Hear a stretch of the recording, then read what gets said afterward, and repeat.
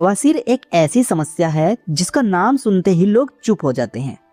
लेकिन यह बीमारी हमारे चुप होने से नहीं रुकती है। हमारी रोजमर्रा की सामान्य दिखने वाली आदतें कैसे धीरे धीरे एक दर्दनाक परेशानी में बदल रही हैं। हमारा सुबह का टॉयलेट रूटीन, पानी पीने का तरीका और आपके खान पान का तरीका तय करती है कि आपका पाचन तंत्र कितना स्वस्थ है और कितना सामान्य समस्या पैदा कर रहा है। बवासीर, जिसे आम भाषा में पाइल्स भी कहते हैं, लंबे समय तक कब्ज रहना, फ्रेश होते समय ज्यादा देर तक जोर लगाना, घंटों तक शौचालय में बैठे रहना, गलत खान पान करना, जो धीरे धीरे नसों को कमजोर करता जाता है और जो आगे चलकर दर्द, सूजन और खून आने की समस्या में बदल जाता है।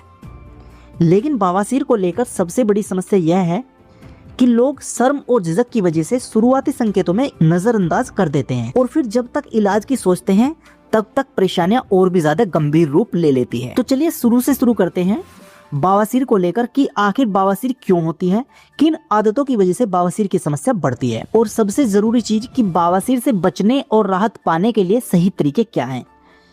हमारी रोजमर्रा की छोटी गलतियां बवासीर को न्योता दे रही है। देखिए, बवासीर एक ऐसी बीमारी नहीं है जो अचानक से हमारे शरीर में आ जाए, बल्कि हमारी महीनों की, सालों की खराब आदतों का नतीजा होती है। ये सबसे पहली और सबसे बड़ी गलती जो आजकल हर कोई करता है वो है टॉयलेट में मोबाइल फोन का इस्तेमाल करना। जब हम फोन लेकर बैठते हैं तो हमारा ध्यान समय पर नहीं रहता और हम जरूरत से ज्यादा देर तक शौचालय में बैठे रहते हैं। इस स्थिति में बैठने से हमारे मल द्वार की नसों पर धीरे धीरे से दबाव बढ़ने लगता है, जिससे धीरे धीरे नसें कमजोर हो जाती हैं और फूलने लगती हैं। अब दूसरी बड़ी गलती है हर रोज पानी पीने में कंजूसी करना। हमारा शरीर एक मशीन की तरह है जिसे चलने के लिए और चलाने के लिए पानी चाहिए। जब हम पानी कम पीते हैं तो हमारे आंतें जो हैं वो मल से सारा पानी अपने अंदर सोख लेता है, जिससे मल का बहुत सख्त हो जाना, सूखे मल को बाहर निकलने में समस्या पैदा होना। इससे क्या होता है, जब आप फ्रेश होते हैं तो आपका मल जो है वो बहुत ज्यादा टाइट हो जाता है, बहुत ज्यादा सूख जाता है, जिससे वो रास्ते को छील देता है, मल द्वार को छील देता है और नसें जख्मी होकर बाहर आने लगती है। इसके अलावा हमारे खाने में मैदे और तली भुनी चीजों का बहुत ज्यादा यूज होने से हमारे पेट को बहुत ज्यादा नुकसान करता है। अगर हम दिन भर कुर्सी पर बैठे रहते हैं और शरीर को बिल्कुल भी हिलाते डुलाते नहीं है तो हमारी आंतों की काम करने की जो गतिविधि है वो कम पड़ जाती है और फिर यही बवासीर को एक जन्म दे देती है। अब सवाल आता है कि क्या बवासीर होने से हमारे परिवार और जिन में भी कोई हाथ होता है? बहुत से लोग यह बोलते हैं कि हम तो सादा खाना खाते हैं, सादा जीवन जीते हैं, फिर भी हमें बवासीर की समस्या क्यों हो जाती है? देखिए, यहाँ पर आपके परिवार की हिस्ट्री मायने रखती है। मेडिकल साइंस का यह मानना है कि अगर आपके माता पिता, भाई बहन, नाना नानी को बवासीर की शिकायत रही है तो आपके शरीर की नसों की बनावट जन्म से थोड़ी नाजुक होगी। ऐसे हालात में हल्का सा भी कब्ज या दबाव नसों पर पड़ना, नसों का फुलाना हो सकता है। इसके अलावा शरीर का बढ़ा हुआ वजन, मोटापा भी एक बहुत बड़ा कारण होता है।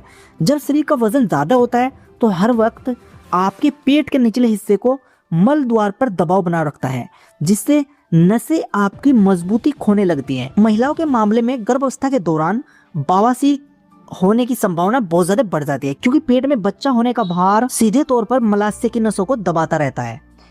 इसके साथ ही शरीर में होने वाले बदलाव जैसे पाचन को धीमा करता है, शरीर में बहुत ज्यादा कब्ज की समस्या को बढ़ाता है और अगर आप सामान उठाने का काम करते हैं, जैसे जिम में बिना सही जानकारी के वेट लिफ्टिंग करना, तो भी पेट के अंदर का प्रेशर बढ़ जाता है, जो बवासीर के मस्यों को बाहर निकालने में धकेलने का काम करता है। अब सवाल यह आता है कि इसे कैसे पहचाने, कि बवासीर के शुरुआती लक्षण क्या होते हैं और इसको कैसे हम जानेंगे।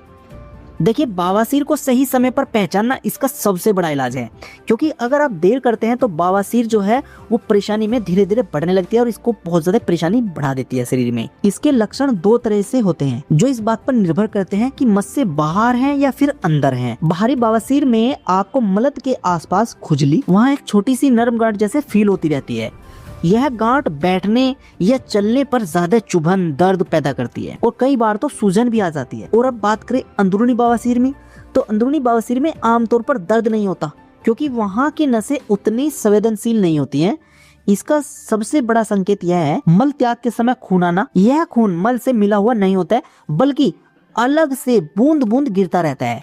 जब अंदरूनी मस्से बड़े हो जाते हैं तो वह टॉयलेट के समय बाहर की तरफ लटकने लगते हैं। कभी कभी यह अपने आप अंदर भी चले जाते हैं और कभी कभी तो अपने हाथ से अंदर करने पड़ते हैं। इसके अलावा बार बार ऐसा महसूस होना कि पेट पूरी तरह से साफ नहीं हुआ है या फिर उस हिस्से में भारीपन, चिपचिपाहट का एहसास होना भी बवासीर के पक्के लक्षण हैं। हालांकि एक सवाल आपके मन में चल रहा होगा कि क्या खून आने का मतलब हर बार बवासीर या कैंसर जैसी बीमारी के लक्षण है? देखिए, यह एक महत्वपूर्ण सवाल है। इस पर हर किसी को गौर करना चाहिए। कई लोग अक्सर मलद्द से खून आने को सिर्फ बवासीर मानकर अपनी तरफ से इलाज करना शुरू कर देते हैं और डर के मारे वो किसी को बताने में हिचकिचाते रहते हैं, बताते भी नहीं है।